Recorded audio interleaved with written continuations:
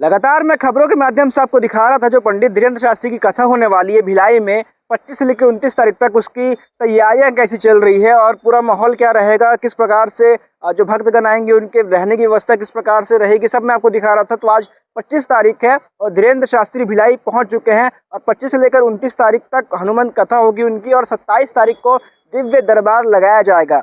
भिलाई आने के पश्चात उन्होंने प्रेस वार्ता ली और प्रेस वार्ता में क्या कुछ पत्रकारों से सवाल जवाब हुआ, आप आगे वीडियो में देखिए।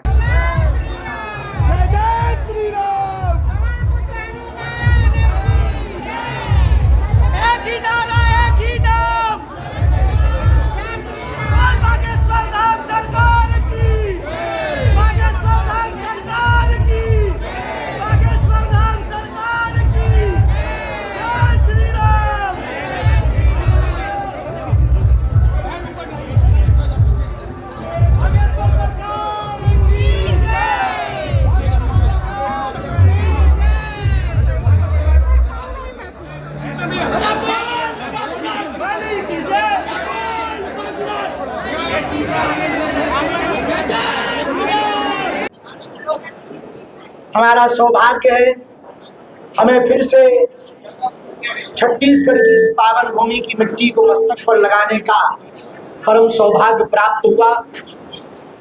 माँ कौशल्या की यह भूमि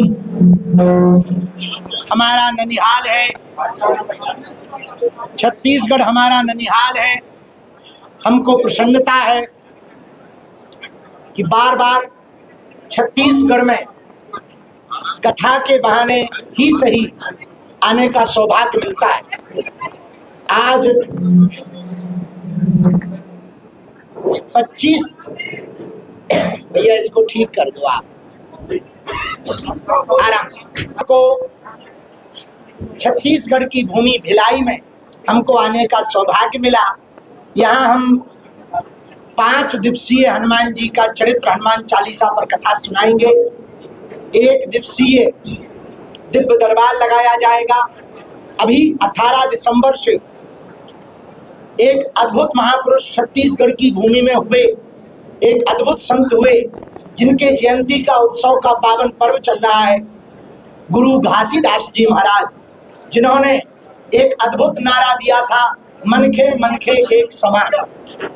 उनको भी स्मरण किया जाएगा।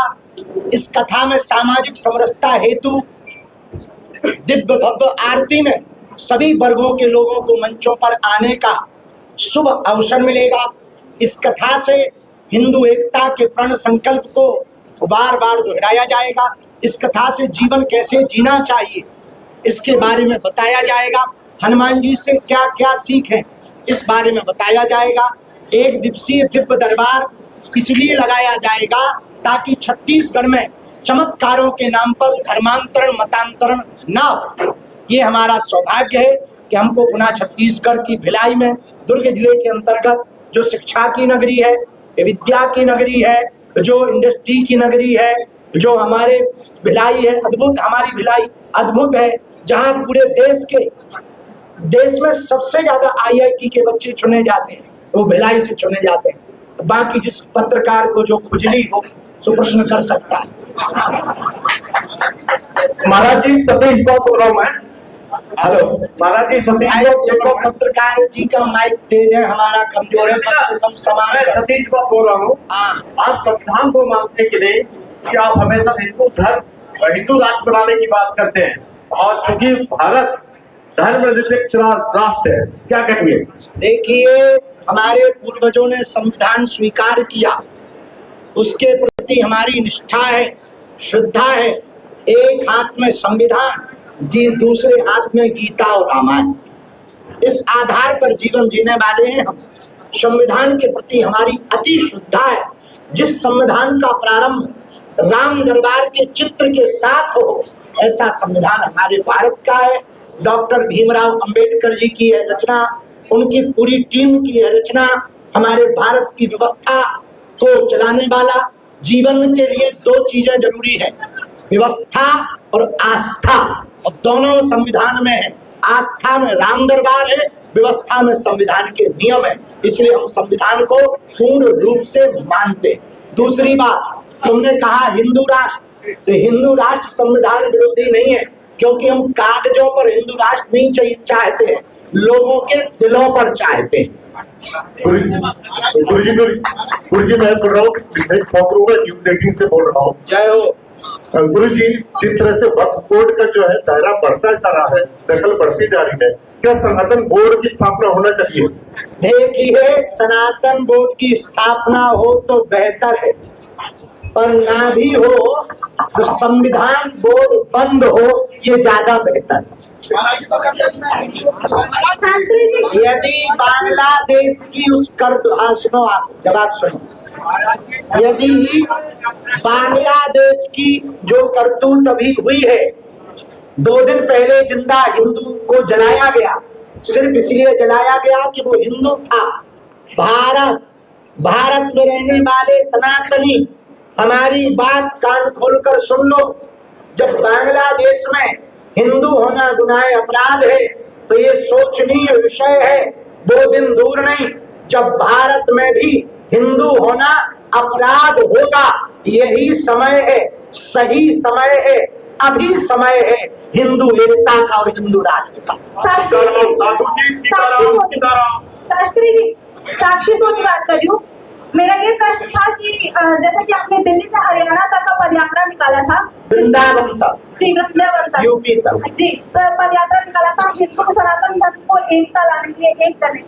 आज भी अभी भी हिंदू धर्म में छुआछूत कितना देखा जा रहा है, आप आए दिन खबर देखते होंगे, तो कितना हिंदू एकता हुआ है और कितने एक हुए हैं, क्या अब आपके जैसे पढ़े लिखे लोग उस यात्रा में आते और जीवन में उतारते तो हमको ये लगता कि ज्यादा काम कर गई। और अभी भी सवाल बना हुआ है, ये हिंदुओं का दुर्भाग्य है। और जातीयवादी विचारधारा के लोगों को हम एक ही बात कहेंगे, देश की उन्नति जातवाद से नहीं, राष्ट्रवाद से होगी। गुरुजी प्रणाम, मैं हितेश शर्मा बात कर। गुरुजी गुरुजी प्रणाम, मैं हितेश शर्मा जी टीवी से, इसकी न्यूज से। गुरुजी, एक सवाल यह है कि छत्तीसगढ़ के पूर्व मुख्यमंत्री हैं भूपेश बघेल, कांग्रेस के बड़े नेता हैं। उन्होंने सीधे तौर पर कहा कि पाकिस्तान धाम वाले बाबा प्रदीप मिश्रा के लोगों को बेवकूफ बनाते हैं। इसके अलावा उन्होंने यह भी कह दिया कि मुगलों के शासनकाल में हिंदू ज्यादा सुरक्षित थे वर्तमान समय में, और केवल हिंदू राष्ट्र का ढोंग रचाकर 3 बार सत्ता में बीजेपी आ गई। क्या कहोगे इसको?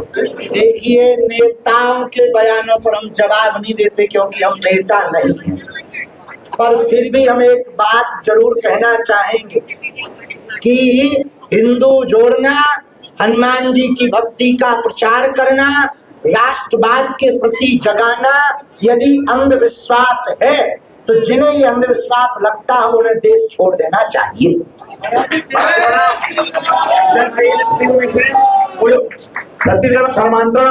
और हम फिर कहेंगे, हम किसी भी नेता के बयान पर प्रत्युत्तर नहीं देते।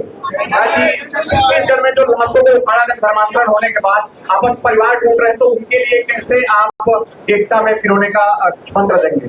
देखिए, अब वर्तमान में तो छत्तीसगढ़ का हिंदू जगने लगा और हम छत्तीसगढ़ लगातार आ रहे हैं। कालांतर में सरगुजा जसपुर में कथा की जाएगी, जहां एशिया की लार्जेस्ट चर्च है, उसके सामने ही मंच लगाया जाएगा। महाराज जी, मैं पवन केसवानी राष्ट्रदूत से बोलो। ये छत्तीसगढ़ में जो धर्मांतरण बढ़ते जा रहा है, उसको लेकर आपने पहले कहा था कि घर वापसी आप करवाएंगे और आपकी फसल छत्तीसगढ़ के लिए खास तौर से होगी, तो इस पर आप क्या पहल करने जा रहे हैं? क्या धर्मांतरण के कारण समझो, पहले अशिक्षा, अंधविश्वास, आर्थिक तंगी, 3 कारण है धर्मांतरण के। अशिक्षा के लिए शिक्षा की जागृति की आवश्यकता है। आर्थिक तंगी की निवृत्ति के लिए सामर्थ्यवान समर्थ हिंदुओं को, गरीब हिंदुओं को गोद लेकर, गांव को गोद लेकर उनकी मदद करनी चाहिए।